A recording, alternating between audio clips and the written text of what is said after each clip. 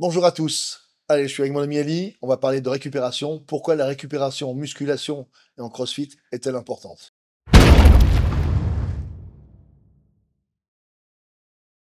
Est-ce que c'est lié? Ah, c'est lié à 1000%. Allez. Bah, en tout cas, en CrossFit, la récupération, c'est fondamental. Bon, hein, au niveau musculaire, mais pas seulement. Tout simplement pour récupérer le bénéfice de ce que vous avez fait pendant votre séance. Donc, récupérer, c'est une partie primordiale du programme de CrossFit, en vérité. Et c'est ce qui permet, du coup, ce qu'on appelle communément la surcompensation, qui permet, du coup, à la fibre musculaire, aux muscles de progresser, d'être plus efficace sur la séance d'après. Voilà, une surcompensation, c'est faire une phase d'entraînement surcompensée par la récupération, l'alimentation et bien sûr le sommeil. Le sommeil qui est... Ah, le sommeil, c'est la base, hein. Il y a un grand champion de CrossFit qui s'appelle Matt Fraser, qui a gagné plusieurs fois les championnats du monde, qui disait que si vraiment on voulait arrêter tout ce qui est dopant pour l'organisme, on devrait interdire le sommeil. Parce qu'il a décrit ça comme étant vraiment l'ingrédient numéro un pour être capable de performer fort à l'entraînement.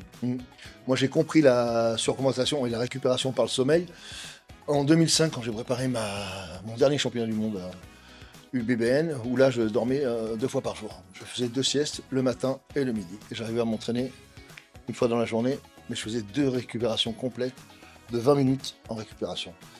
Ce qui m'a permis vraiment de passer un cap. Et je surveillais ce qu'on va appeler le surentraînement par mon rythme cardiaque.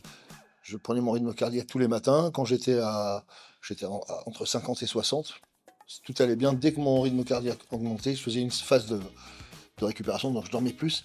Et je faisais que du cardio, pas de musculation.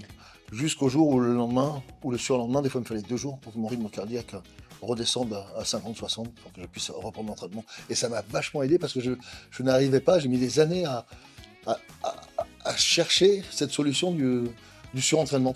Une fois que j'étais surentraîné, c'était trop tard. Et grâce à mon ami Gaëtan Rideau, qui m'a donné plein de petits tuyaux, j'ai réussi à bien surcompenser et à bien récupérer grâce à ça, au rythme cardiaque.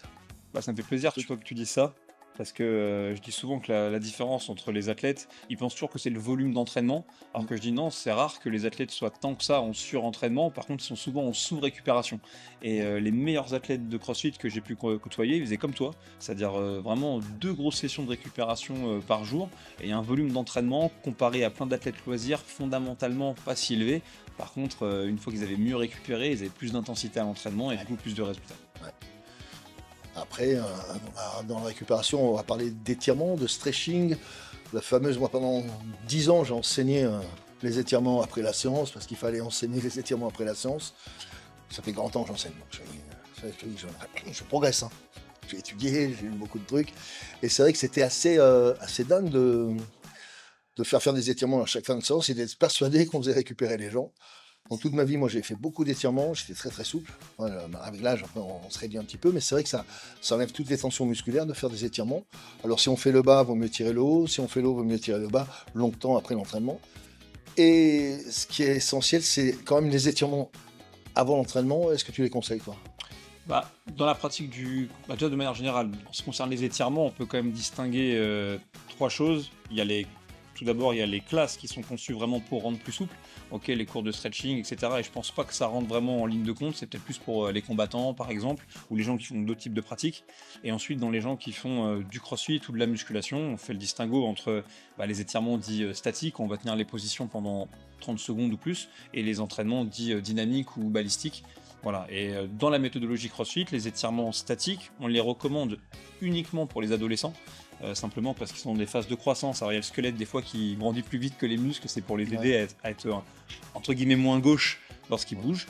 Mais sinon, dans la pratique, en règle générale, on fera des étirements balistiques en début de séance pour préparer le corps à l'effort, et on fera des étirements plus statiques en fin de séance. Je suis d'accord avec toi, je suis pas sûr que ça ait vraiment un effet si bénéfique que ça sur la fibre musculaire, enfin sur la littérature Ouais, ouais. sportive, en tout plein de trucs, mais en tout cas dans la pratique du crossfit où tu as des grosses phases d'intensité, c'est un chouette moyen de faire un retour au calme, de retrouver un petit peu ce qu'on appelle l'homéostasie, et de conclure Ouais. aussi la séance sur un truc un peu plus cool. Et c'est pour ça que moi, peut-être que c'est vieux jeu, mais je continue à faire des étirements statiques en fin de séance. L'homéostasie, ouais, je veux dire, je sais ce que je fais, mais c'est quoi exactement? L'homéostasie, c'est le corps au repos. Donc il est stable, il est régulier, et le fait de l'entraîner va le stresser, donc on va augmenter le rythme cardiaque, la sueur, la transpiration, la congestion, on va casser les fibres musculaires, on va se donner à fond. Et donc là, on va vraiment, l'organisme va prendre un choc pour s'entraîner, et le fait de revenir au calme à ce niveau osméo, Ouais, du coup, l'homéostasie, effectivement. l'homéostasie, ça va être le fait de réguler, de revenir dans son cycle normal. Ouais, c'est juste que je pense, vu que nous, on coach souvent un groupe de personnes entre, je sais pas moi, 8 et 20, c'est un bon moyen de finir tous ensemble, ok, Ouais. et de pas terminer simplement sur des mecs qui sont rupteurs, se taper dans la main et dire ok, on se voit Ouais. demain, mais d'avoir un vrai temps, et du coup, en profiter pour Ouais. faire des étirements à ce moment-là, c'est cool. Et Ouais, ça, on fait toujours un petit retour au calme nous, pour la colonne vertébrale, que ça détende bien, que reprendre bien sa phase naturelle, pour pas avoir en bague le lendemain ou être stressé.